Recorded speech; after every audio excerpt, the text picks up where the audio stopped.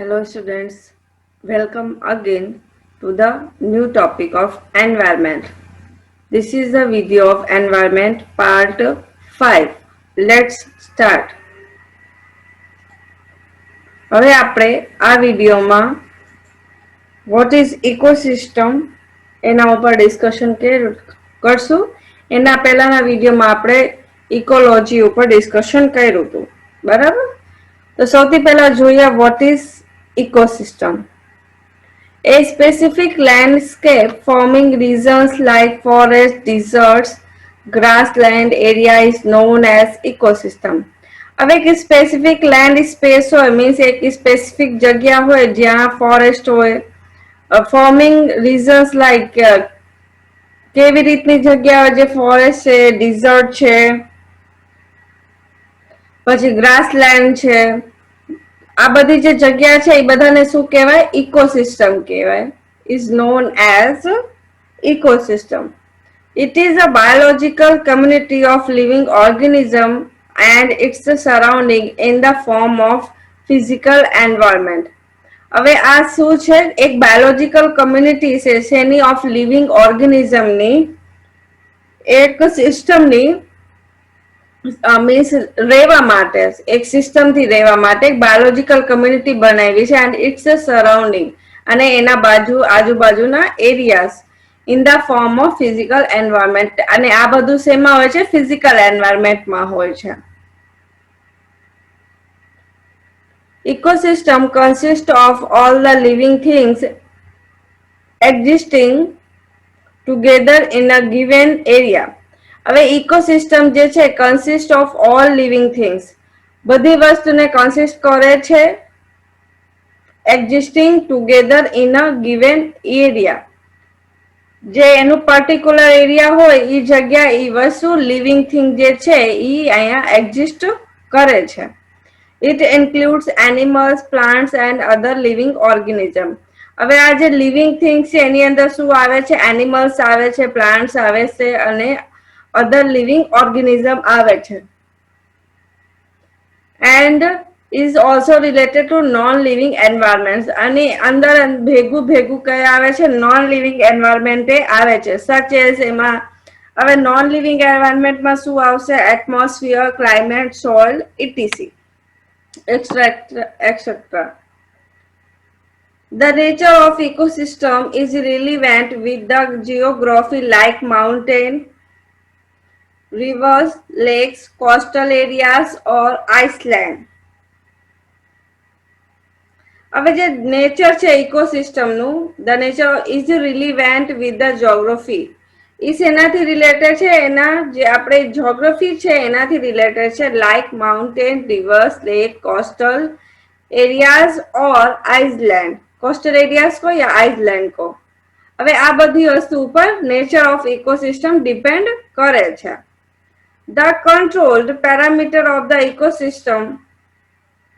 હવે જે ઇકોસિસ્ટમ છે એનું પેરામીટર મીન્સ એની જે સાયકલ છે એ કંટ્રોલિંગમાં વ્યવસ્થિત ચાલે છે. તો એનાથી શું થાય છે? આ rainfall, temperature and the level of sunlight, આ બધી વસ્તુ ટાઈમ ટુ ટાઈમ થાય છે.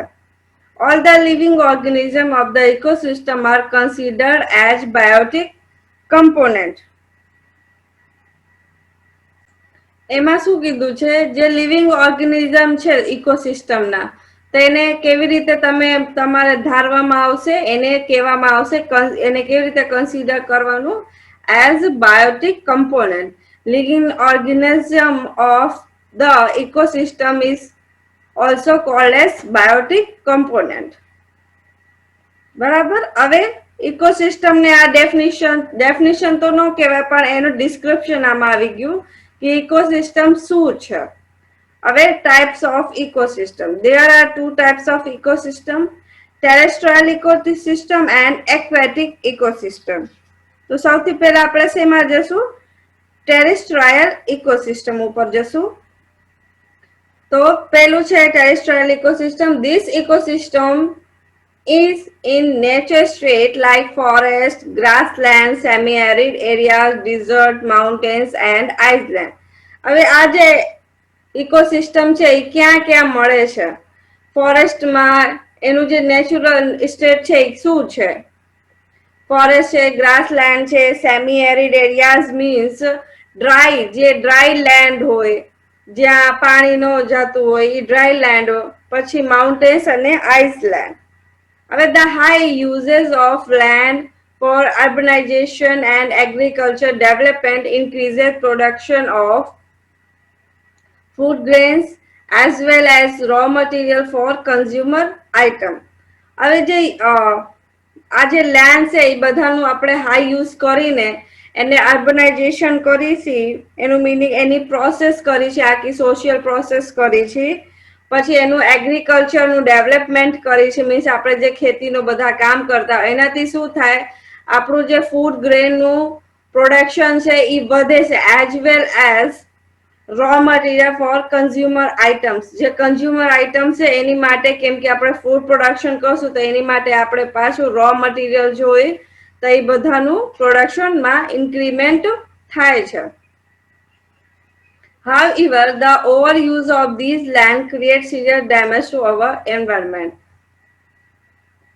હવે આનું બહુ વધારે આપણે યુઝ કરી છે તો એનાથી શું થાય, આ જે લેન્ડ છે એનો આપણે બહુ વધારે યુઝ કરી નેચરલિસ્ટ ઇકોસિસ્ટમની નેચરલ સ્ટેટની જે લેન્ડ છે એને આપણે બહુ વધારે યુઝ કરી છે તો એનાથી શું થાય, એક એન્વાયરમેન્ટને સિરિયસ ડેમેજ થાય છે. We can see that forest has started disappearing. હવે એના જે ડેમેજ થયો છે એન્વાયરમેન્ટથી, એના લીધે શું થયું કે જે ફોરેસ્ટ છે એ ડિસએપેરિંગ થવા માંડ્યા છે, મીન્સ ગાયબ થવા માંડ્યા છે, હવે બહુ વધારે જોવા મળતા નથી. And more areas are covered by desert or barren land. હવે ઘણા બધા એરિયાઝ જે છે એ શેમાં કન્વર્ટ થતા જાય છે, કવર્ડ થતા જાય છે ડ્રાય લેન્ડમાં, અહીંયા ઝાડવા ન હોય, કઈ જ ન હોય, પાણી ન હોય, એમાં એ કન્વર્ટ થતા જાય છે. Other types of terrestrial ecosystem. There are three types of terrestrial ecosystem: forest ecosystem, grassland ecosystem, desert ecosystem, and semi-arid ecosystem. So a part છે forest ecosystem. Forest ecosystem, it has two parts. કયા parts છે? The non-living oblique biotic type of forest means non-living forest. It depends on the type of forest, plant community, river valleys, mountain and hill, alluring latitude and altitude. એનું meaning છે જ્યાં non living વસ્તુ હોય એ ટાઈપનો forest, અને second શું છે જ્યાં living aspect હોય એને ટાઈપનો forest.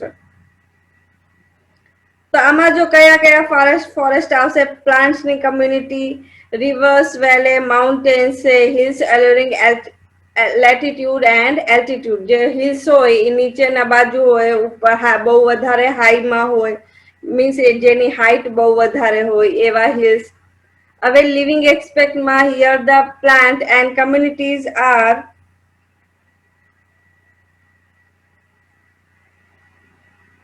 specified to a particular forest type.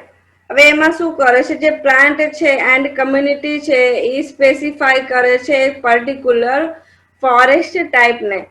એક પ્લાન્ટ છે, હવે એના જેટલા એના અંદરના સબ પ્લાન્ટ છે, મીન્સ એના જેટલી સબ કેટેગરી છે, એની જેટલી કમ્યુનિટી છે, આખી એક જ ફોરેસ્ટમાં, એક જ પર્ટિક્યુલર ફોરેસ્ટમાં તમને જોવા મળે, તો એને શું કહેવાય, living aspect. For example, mangroves, trees and rivers, deltas, Himalayas and tiger forest. આ બધામાં સ્પેસિફિક કમ્યુનિટીના પ્લાન્ટ તમને જોવા મળશે આ બધા ફોરેસ્ટમાં. Types of forest in India. The types of forest in India can be classified as coniferous forest and broad-leaved forest. First one is coniferous forest. It consists of low temperature region like Himalaya. એમાં જે છે temperature એનું હોય છે કોનિફેરિયસ ફોરેસ્ટનું, એનું temperature લો હોય છે, નીચું હોય છે, રીઝન લાઈક હિમાલયની જેમ. There are tall trees with downward sloping branches. એમાં ઘણા બધા મોટા મોટા ટ્રીઝ હોય છે, પૌધા હોય છે, પણ એના જે બ્રાન્ચેસ હોય એ નીચેની બાજુ હોય છે. These forests are developed with cones called gymnosperm instead of seeds. આ જે ફોરેસ્ટ એ કેવી રીતે ડેવલપ થાય છે, ગ્રુપ ઓફ સીડ્સ, એમાં ગ્રુપ ઓફ સીડ્સ ને ભેગા કરો ત્યારે આવી ટાઈપના ફોરેસ્ટ ડેવલપ થાય છે. હવે સેકન્ડ શેમાં આવશે? Broad leaved forest. બરાબર, તો બ્રોડ લીવ ફોરેસ્ટમાં શું આવશે? Broad leave forest have large leaves of different shapes. હવે બ્રોડ લીવ્ડ ફોરેસ્ટ વર્ડ જ યુઝ કર્યું છે, તો એનું મીનિંગ શું થયું કે એના જે પાંદડા હશે એ મોટા હશે અને અલગ અલગ ટાઈપના, અલગ અલગ શેપના હશે. It can be divided into following categories. હવે એની સબ કેટેગરીઝ કઈ કઈ છે? એવરગ્રીન ફોરેસ્ટ, જે કાયમ ગ્રીનરી જ રહે એવા ફોરેસ્ટ. એવા ફોરેસ્ટ તમને ક્યાં મળશે? વેસ્ટર્ન ઘાટ્સમાં. Andaman and Nicobar island are the example of this forest. હવે મેનગ્રુવ ફોરેસ્ટ. મેનગ્રુવ ફોરેસ્ટમાં શું હોય છે કે અમુક જે પ્લાન્ટ્સ છે, પર્ટિક્યુલર પ્લાન્ટ હોય, ઈ એક જ ટાઈપના પ્લાન્ટ્સ એ જગ્યા તમને જોવા મળે. પછી શું છે? Thorn forest. થોર્ન ફોરેસ્ટ નો મીનિંગ છે કે જે અહીંયા કેવા ટાઈપના ટ્રીઝ મળશે? જે થોર્ન થી કવર્ડ હોય એવા ટાઈપના તમને થોર્ન ફોરેસ્ટમાં ટ્રીઝ જોવા મળશે. એના લીવ્સ કેવા હોય છે? their leaves are small with thick branches. હવે થોર્ન ફોરેસ્ટમાં જે ટ્રીઝ હોય, બરાબર, એના જે લીવ્સ હોય, પાંદડા હોય, નાના હોય અને એની જે બ્રાન્ચેસ હોય એ જાડી હોય છે. બરાબર, અને જે આ બધા એના ટ્રી છે, તો they are able to conserve water. એ વોટરને કન્ઝર્વ કરવામાં એબલ હોય છે, સક્ષમ હોય છે. હવે ડિસિડિયસ ફોરેસ્ટ. હવે એમાં શું આવશે? This type of trees their fresh leaves in March and April before monsoon. હવે આમાં જે ડિસિડિયસ ફોરેસ્ટ હોય એમાં માન્સૂન આવવા પહેલા તેના જે ટાઈપ ટ્રીઝ હોય એની અંદર જે ટાઈપના ટ્રીઝ મળે છે એ પોતાના જે પાંદડા હોય એ નાખીને મતલબ કાઢી નાખ્યા છે અને બીજા માન્સૂન આવે એની પહેલા એના નવા પાંદડા એમાં ફૂટે છે. બરાબર, એમાં એના એક્ઝામ્પલ્સ આપેલા નથી તમારા બુકમાં. આટલું જ આમાં ડિસ્ક્રિપ્શનમાં આપેલું છે કે માન્સૂન પહેલા જે આવી રીતના ડિસિડિયસ ફોરેસ્ટ હોય છે તેના પાંદડા એ નવા લાય છે, એના બધા જે એની અંદર જે ઝાડવા આવે છે, જે ટ્રીઝ આવે છે. હવે B option, grassland ecosystem. Grassland and varieties of grassland ecosystem is composed from a wide range of landscape in which grass and a small annual vegetation flourish. એનો મીનિંગ છે ગ્રાસલેન્ડ અને વેરાયટીઝ ઓફ ગ્રાસલેન્ડ ઇકોસિસ્ટમ. ગ્રાસલેન્ડની જે varieties છે એનું ecosystem is composed, શેનાથી compose થાય છે? From A wide range of landscape. એક બહુ મોટી લેન્ડસ્કેપ મીન્સ જગ્યા હોય, બહુ વધારે એની રેન્જ હોય. ઇન વિચ, જ્યાં ગ્રાસ હોય, ઘાસ હોય, એન્ડ સ્મોલ એન્યુઅલ વેજીટેશન ફ્લોરિશ, અને આમાં નાના નાના પ્લાન્ટ્સ હોય જે ગ્રોથ કરતા હોય એને ગ્રાસલેન્ડ કહેવાય. Their main characteristics are as under. Any main characteristics kaya kaya છે? It covers the areas where there is scarce or less rainfall. અહીંયા એમાં કયા એરિયાસ કવર થાય છે? જ્યાં ઓછી રેનફોલ થાય છે, મીન્સ ઓછી વરસાદ થાય છે. Quality and depth of soil is very poor in grassland areas. હવે જે એની માટી હોય ગ્રાસલેન્ડ એરિયાની અને એની ક્વોલિટી બે બહુ જ પુઅર હોય છે, ખરાબ હોય છે. ડ્યુરિંગ ધ માન્સૂન, વરસાદમાં low rainfall support the growth of grass but not trees. ઓછી વરસાદ જે હોય એનાથી તો ગ્રાસ, કેમ કે ઘાસ તો નાની અને તો ઓછું જ પાણી જોઈએ તો એના તો સપોર્ટ કરે છે, પણ મોટા જે ઝાડવા હોય એને સપોર્ટ કરતા નથી, કેમ કે મોટા ઝાડવા હોય તો એને વધારે પાણી જોઈએ.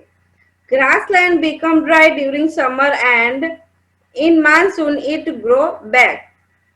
હવે સમરમાં શું ગ્રાસલેન્ડ જે હોય એ ડ્રાય થઈ જાય છે, સૂખા થઈ જાય છે, અને માન્સૂનમાં પાછા એ ગ્રીન થઈ જાય છે. So it appear seasonally. તો આ જે હોય ગ્રાસલેન્ડ એ સિઝનલી હોય છે. It is a support for birds, mammals and insect. આ જે ગ્રાસલેન્ડ એરિયા હોય, લેન્ડસ્કેપ હોય, એ કોને સપોર્ટ કરે છે? બર્ડ્સ ને. એમાં બર્ડ્સ રહી શકે છે. મેમલ્સ માટે, મેમલ્સ મીન્સ કાર્નિવરસ યા જે નોન વેજીટેરિયન હોય, અને ઇન્સેક્ટ માટે. બરાબર. Grassland in Indian content. Himalaya posture belt. હવે હિમાલય પોસ્ટર બેલ્ટમાં કયા પોઈન્ટ છે? This grassland is extended up to the snow level with the broad-leaved forest. એ ક્યાંથી ક્યાં સુધી છે? Snow level with the broad-leaved forest સુધી છે. એના ગ્રાસલેન્ડ જે છે is extended up to snow level to with the broad-leaved forest. Animals migrate at high altitude grassland during summer and in winter they move down to the forest. હવે જે animals છે બરાબર હિમાલયામાં શું કરે છે કે જ્યારે સમર હોય ત્યારે એ એની હાઈટ ઉપર જતા રહે છે, પછી વિન્ટરમાં પાછું એ નીચે આવતા રહે છે ફોરેસ્ટમાં.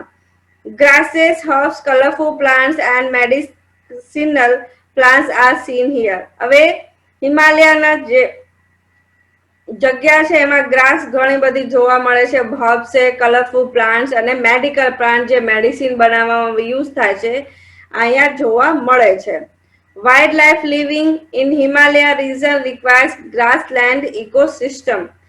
હવે જે હિમાલય રીજનમાં વાઇલ્ડ લાઈફ જે છે, જે અહીંયા પર્સન્સ રહે છે, એને ગ્રાસલેન્ડ ઇકોસિસ્ટમની જરૂર પડે છે. હવે સેકન્ડ શું છે? ટેરિન.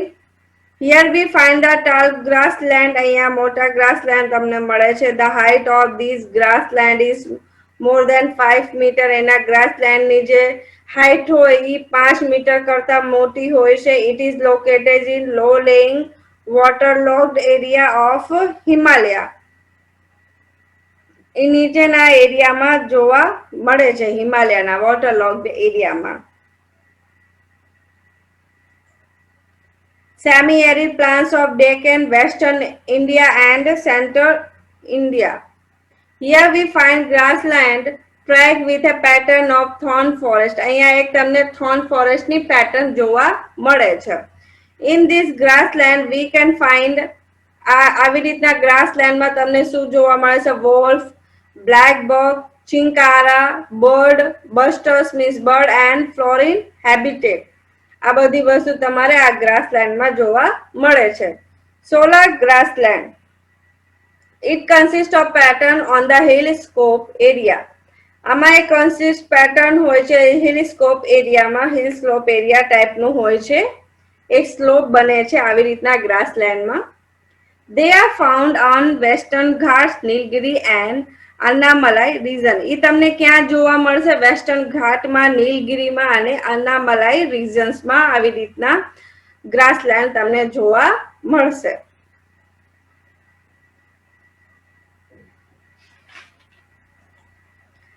હવે C option, last one. Desert ecosystem and semi-arid ecosystem. Desert and semi-arid areas are located in western region of India. હવે desert અને semi-arid જે એરિયા છે એ ક્યાં લોકેટ છે, ક્યાં મળે છે તમને? વેસ્ટર્ન રીજન ઓફ ઇન્ડિયામાં, ઇન્ડિયાના વેસ્ટર્નમાં તમને આ જોવા મળશે.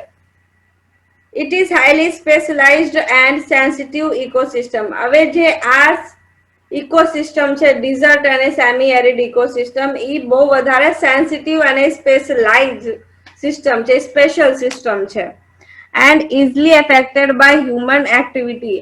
અને આ જે ઇકોસિસ્ટમ છે એ હ્યુમન થી ઇઝીલી એફેક્ટ થાય છે કે તમે હ્યુમન એક્ટિવિટીમાં કઈ ફેરફાર થયું તો આ ઇકોસિસ્ટમમાં તરત જ ચેન્જીસ આવી જશે. General climate of desert is dry. હવે જે જનરલ ક્લાઇમેટ છે આ ઇકોસિસ્ટમનું એ ડ્રાય હોય છે. It is covered with typical grasses. આ શેનાથી કવર્ડ હોય છે? ટિપિકલ ગ્રાસીસ હોય છે એનાથી કવર્ડ હોય છે. There are very less rainfall in these region. અહીંયા છે ઓછી, જે આ ટાઈપના રીઝન છે એમાં ઓછી વરસાદ થાય છે. Shrubs and thorny trees like bamboo are found here. Shrubs છે, થોર્ની છે, આ ટાઈપના જે પૌધા નહીં સોરી ઝાડવા છે લાઈક બબુલ અહીંયા જોવા મળે છે. Many aquatic birds like dogs, stark, etc are attracted in monsoon over here. ઘણા બધા જે બર્ડ્સ છે, ડોગ છે, ટોક છે, સ્ટોક છે, આ બધા મોન્સૂનમાં અહીંયા જોવા મળે છે. મીન્સ આ બાજુ અટ્રેક્ટ થાય છે. It is the home place for migrating flamingo in our country. અને જે ફ્લેમિંગો છે, ફ્લેમિંગો નું આ હોમ પ્લેસ છે આપણા કન્ટ્રીમાં. બરાબર. We find many unique insect, reptiles and animals like desert cat, fox, Indian hawk, great Indian bustard, sand grouse, etc. હવે અહીંયા આપણે ઘણા બધા યુનિક ઇન્સેક્ટ, અલગ અલગ ટાઈપના ઇન્સેક્ટ જોવા મળે છે. કયા કયા છે? રેપ્ટાઇલ્સ છે, એનિમલ્સ લાઈક ડિઝર્ટ કેટ છે, ફોક્સ છે, ઇન્ડિયન વોલ્ફ છે, ગ્રેટ ઇન્ડિયન બસ્ટર્ડ છે, સેન્ડ ગ્રુવ્સ છે. આ બધા યુનિક ઇન્સેક્ટ છે જે અત્યારે બહુ ઓછા તમને જોવા મળે. તો ડિઝર્ટ ઇકોસિસ્ટમ એન્ડ સેમી એરિડ ઇકોસિસ્ટમના જે એરિયા છે અહીંયા એ બધું તમને જોવા મળશે. બરાબર. હવે આપણે આ વિડીયોમાં first point of ecosystem means terrestrial ecosystem ઉપર આપણે ડિસ્કશન કર્યું. હવે નેક્સ્ટ વિડીયોમાં આપણે aquatic ecosystem, what is aquatic ecosystem એના ઉપર ડિસ્કશન કરશું. Okay, thank you.